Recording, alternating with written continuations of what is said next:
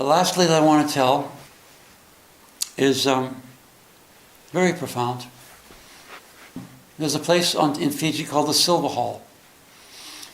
It's a place of spiritual transmission. It's where Adida would work with growing, maturing devotees, not fully mature, but growing, maturing devotees, and enter their being and conduct the energy and open their hearts and transform any limitations that are happening in those beings. And that could happen because the only way we could get into that hall would be to call something called searchless beholding. In other words, we recognize Adida as a condition of existence itself, not trying to find him, not searching for him at all, but simply open and allowing him to simply do whatever he will do. I was invited, I came, sat in my chair in the Silver Hall, and immediately I felt I wasn't prepared to be there. My mind was running, I was uncomfortable, I had a little backache, I was thinking about what I was just doing outside, and I felt, I got to get out of here. But I knew you're not supposed to get out of here. If you're invited to go in the Silver Hall, you're supposed to be mature enough to practice there and go beyond stuff. And I'm going, how do I get around that? And I can't get around that. And then I understood.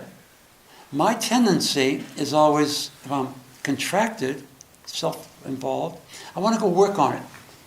Work myself out of it. And then I'll come back and do something. Rather than recognizing that I'm turning into a separative point of view and surrender to a prior reality, which is beloved state, Adida state. I recognize that's what I have to do. So I sat up in my chair, I took a deep breath, I looked at his murti, and immediately, like that, everything changed. It was an entire free gift from beloved Adida Samraj of what's called the witness consciousness. It's consciousness self-aware. The first feeling I had was a heaviness that the body always carries, was kind of falling off the body. And the sense of heaviness I had about life and struggling and seeking and needing and hurts and dying fell off the body. And a flow of conductivity flew down the front and up the back and down the front in this perfect state of equanimity. Absolute balance, absolute harmony. No separation, no problem. And the immediate awareness changed. I was not aware at all. There was no I involved in awareness. There was only awareness. The condition of the room was awareness or consciousness.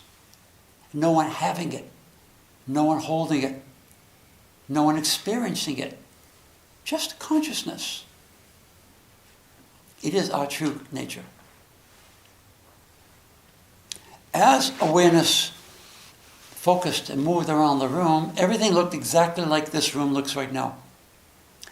There were no halos, there were no glows, there were no lights, there were no stars, no spangles. There's nothing, no experiences. It was exactly as it is right now. Except that everything was obviously completely known as a perfect individual modification of conscious energy. And I was that, but there was no I. There was just forms of modification of conscious energy. And there was no sense of separation. We were all the same. It was a perfect divine unity. There was no separation in it at all. Beloved wrote a book called Not Two is Peace. I always thought it'd be you and I get together, we go out in the world and save the world because we're buddies, not two, we're a team. No. The enlightened state, there are no two people. There's only one condition.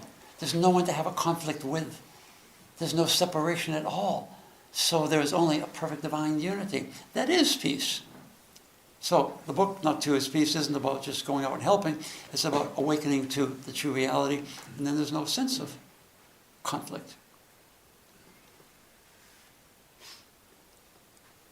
This free gift of beloved Adida's state was not special. It was not significant. It was just natural. It was like no big thing. It was a condition, the natural condition of existence, without anyone having an experience about it. I wasn't there. I was removed, I was transcended at the time he revealed this gift, because I was the one that prevented the recognition of that, took me out of the picture, and the free condition was revealed. They say that the ego creates time and space. When awareness was through the room, there's only modifications of conscious energy, or conscious light. And the walls were that, and the air was that, and everything was that, and there was no separation at all. So how could there be any space? It was a perfect unity. There was no such thing as space. Ego creates space. Me and you. This and that. Right? That's just the point of view that we created as separative identity does that. In reality, there's no separation. And then this whole thing about time. It was completely obvious that when awareness would rest on any form, everything that brought that form into existence, past relationships, past intimacies, past lifetimes, was all part of what brought you to the present moment. We are the whole history that has made us this moment. And we're also moving into the future. In other words, where there's a continuum. Time is not beginning, middle, end, future, past, like that. Time is a continuum. It was obvious that there's no such thing as space. There's no such thing as time. Reality is a divine unity, and everything is perfectly known to be non-separate, conscious light. The Silver Hall occasion lasted about an hour until people started bowing. And as soon as I moved, the first thing I noticed was I was moving. Awareness became my awareness immediately. And as I was going towards the floor, this heaviness came back over this whole body. That whole conductivity stopped. And this heaviness came back over the whole body. By the time I was bowing on the floor, I felt exactly the way I felt before I even came into the hall. And I bowed to the beloved. And I walked out. And as I was walking to another occasion just right around the corner, it didn't make any sense. Every time I've ever come into Adida's company, he would open my heart and show me a deeper reality of his true state, of my true state, or he'd show me my limitations, my refusals, my resistance. Something was being revealed, something was happening, stirred up or exposed. I felt absolutely no different at all than how I felt before I went into the room, the Silver Hall. I think, what happened there was profound. How could I not affect me? And by the time I sat just about 10 more yards away and I sat down, it was obvious that I didn't experience it. See, when I left the hall, I was ego, self-identity, trying to figure what happened to me. Nothing happened to the self-identity at all. But the self-identity was removed and the conscious state was revealed and it received everything. It was consciousness self-aware. Just stay with me with this. So I said, okay, well, I didn't experience it. That's why it didn't change me at all. Well, how do I get back to it then? Because it was absolutely divine. It's the true condition. And I go, I can't get back to it because I'm the one that prevents me from feeling it in the first place. He had to remove me, or the act of separation, had to remove that to reveal a prior state of divine unity. So I can't get back there, so what do? Live the practice, conform to the way, turn to Adida, and let him reveal what he will reveal when he's ready to reveal it, which will be when we're able to receive it. All that. Yeah? I said, okay, I wasn't there, I didn't experience it, I can't get back to it. How can I talk about it then? I wasn't there. How can I even talk about it right now? And that's a profound lesson. See, the ego's added on top of conscious light. We are conscious light. We add the separative identity to it. You take away the separate identity and there's perfect consciousness. I'm speaking as consciousness to you, and it's weird.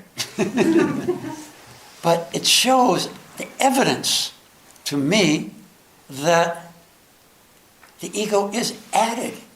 It can be removed. And when it's removed or freed from, consciousness is our true condition. We are consciousness. We only think it's me, my consciousness. And that's our error. It's not my consciousness. That my is what suffers and seeks and dies, and struggles and all the rest. That's why Adida says, don't give experiences to that I. Let that I be transcended by being attracted to his freedom. And then study the words to allow you to continue there. It's all about love. The whole way is about love.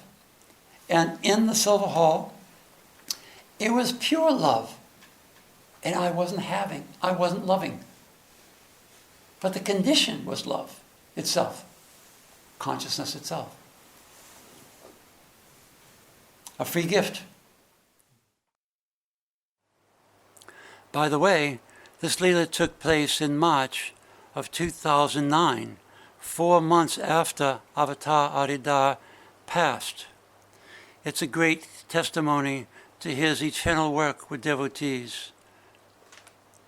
Da.